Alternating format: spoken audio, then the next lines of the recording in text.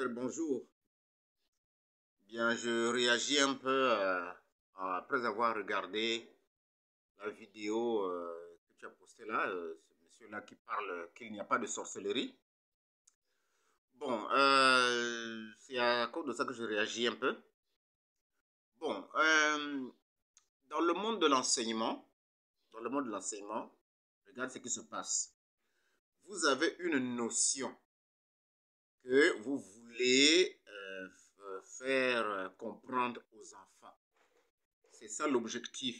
Et il y a même un programme avec l'objectif général, l'objectif spécifique. Donc il y a une notion. Et toi, l'enseignant, il faudra faire parvenir, faire comprendre cette notion aux enfants, comme le dit le programme. Mais la démarche, le style que tu vas utiliser, c'est ça la pédagogie.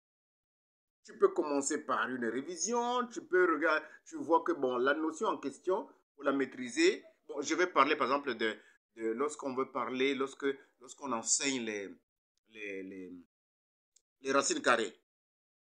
Pour enseigner la notion des racines carrées, il y a des notions préalables qui sont vues avant.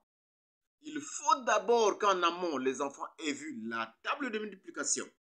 Et quand ils comprennent la table de multiplication, ensuite, en cela, il faut que les enfants aient déjà vu le cours sur le carré des nombres. Donc, la table de multiplication leur permet de 4 x 4, 16. 5 x 5, 25. Quand ils ont maîtrisé la table, alors on leur enseigne le carré des nombres. Le carré de 4, c'est 16. Le carré de 5, c'est 25. Le carré de 3, c'est 9. Le carré de 6, c'est 36. Et après, là, on peut enseigner les racines carrées. Vous voyez, donc, quand l'enseignant démarre son cours, vous voyez, vous lisez son calcul, vous voyez son intention, son objectif. C'est ça. Ne faut pas perdre ça de vue. Et la même chose aussi quand on est spirituel. En dehors d'écouter ce que quelqu'un dit, observe quel est son calcul, quelle est son intention. Si tu ne découvres pas son intention, tu seras emballé à suivre ce qu'il dit. Oui, en suivant ce qu'il dit, analyse. Qu'est-ce qu'il veut? Où est-ce qu'il veut en venir? Qu'est-ce qu'il veut dire par là? C'est ça l'homme, c'est ça, il faut être un discernant. Bon, vous voyez, dans le monde des médias, il y a le service de mensongerie. Bon, peut-être tu verras le terme mensongerie n'existe pas, mais le service là existe. Le service de mensongerie. Aller sur les médias, dire des choses pour embrouiller les gens, pour mettre les gens dans la confusion. C'est fait à dessein. Si tu as... Bon, j'ai fait des émissions à la télé ou à la radio. Bon, quand vous voulez occuper un espace, par exemple, bon, vous voulez intervenir de 15h30 à 16h, vous négociez et vous achetez cet espace-là, à la télé ou à la radio.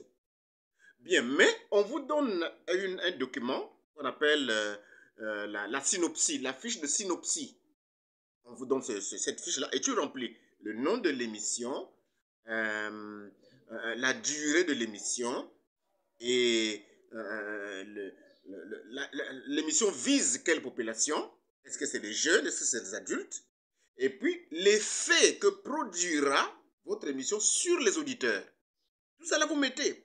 Vous mettez aussi le bénéfice même de la chaîne.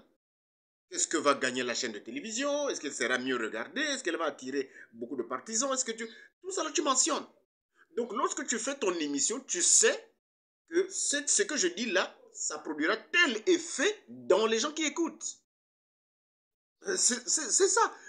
Les gens se prennent, ils regardent n'importe quel film et tout. C'est des victimes. Ils ne savent pas qu'est-ce qui se fait en amont. On sait. Celui qui fait l'émission, celui qui dit les choses, il sait qu'en disant ceci, ça produira tel effet sur les gens qui écoutent. Et ils deviendront ceci, ils deviendront cela.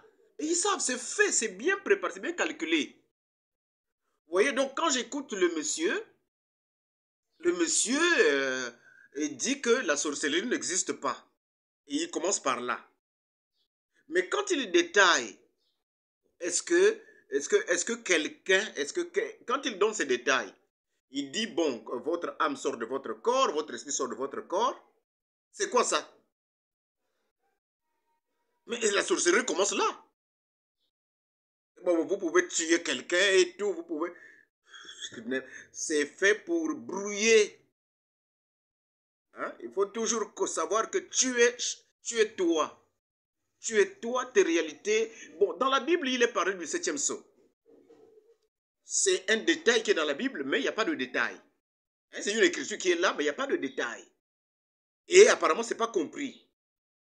Si dans cette Bible, avec des pages, il y a un point que les gens ne comprennent pas, qui s'appelle le 7e sceau, chacun de nous est une Bible en qui il y a un 7e sceau, c'est-à-dire un point que les autres ne comprennent pas.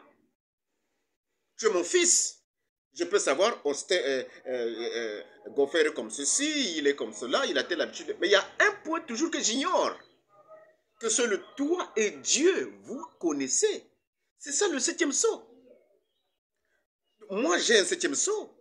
Peu importe l'ami, peu importe la femme, il y a toujours un point en moi qu'il ignore. Quelque chose qu'il ne comprend pas dans ma vie. Et parfois même moi-même que je ne comprends pas. Qu'un jour, Dieu me fait comprendre. Donc, il faut toujours vivre avec le filtre. Ce n'est pas n'importe quoi qu'on avale. Ce n'est pas parce que c'est dit à la télé, sur Facebook, sur la radio, et que ça influence, ça bouleverse ma compréhension. Non, non, non, non, non, non. Et ils savent que les gens aiment Facebook, les gens aiment la télé et tout. Et ce service des gens, au service de la mensongerie, et ils déversent des trucs pour brouiller la compréhension des gens. Et donc, moi, j'ai confiance. Tu es un homme, tu as le discernement. Même la Bible parle, la sorcellerie existe. Ça existe. Le fait de faire le mal à distance, c'est quoi ça? Faire du mal à quelqu'un à distance. La personne est en France. Ici, on l'a détruit. Et là-bas, c'est le décès. Qu'est-ce que ça veut dire? Donc, le monsieur va dire que ça n'existe pas. Je ne sais pas qu'est-ce qu'il a dans la tête, je ne sais pas. C'est n'importe quoi. Hein? Peut-être lui-même, il est dans la confusion, c'est n'importe quoi. Donc, Goffer, ne te mets pas à réfléchir, à te creuser la cervelle dans des choses que tu discernes, tu vois, c'est n'importe quoi, tu barres ça. Il ne faut même pas publier ça. Ça, c'est n'importe quoi. Il veut mentir qui? Il veut mentir qui? Il raconte, bon, la sorcellerie n'existe pas, bon, tu peux l'âme sort du corps et tout, tu peux faire du mal et tout. Il est embrouillé, il est embrouillé. Nous savons, la première des choses, quand tu entres en contact avec une personne, discerne qui est cette personne. J'ai confiance en toi, Goffer, tu es un homme, j'ai confiance en toi. Discerne qui est cette personne, tu sauras. Si il est mauvais, tu sauras. Quand je dis mauvais, là, s'il est méchant, s'il a cette capacité satanique de faire du mal aux autres, il ne pense que le mal, il ne pense que le mal, il ne pense que le mal. Et tu as le discernement, il faut savoir qui est qui. Très peu. Ne regarde pas ce que les gens jugent par dehors. Tu sais combien de fois les gens me jugent? Oh, toi, tu penses trop des histoires, oh, tu penses trop à ceci.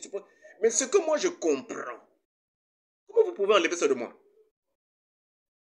Hein? Bon, tu vois quelqu'un qui vient chez vous, vous dit bonjour. Tu dis, mais qu'est-ce qu'il est venu faire là? Le bonjour là, il y a quoi derrière? Et paf, tu saisis. Ah, il cherche mademoiselle Intel. Et 2 jours après, 3 jours après, on vérifie. C'est ça, c'est elle qu'il est venu chercher. Ou bien tu les vois maintenant, il revient et il voit la fille et les voilà qui se retirent là-bas vers le portail, ils se mettent à causer. Tu te dis oui, oh, mais j'ai su ça 2 jours avant.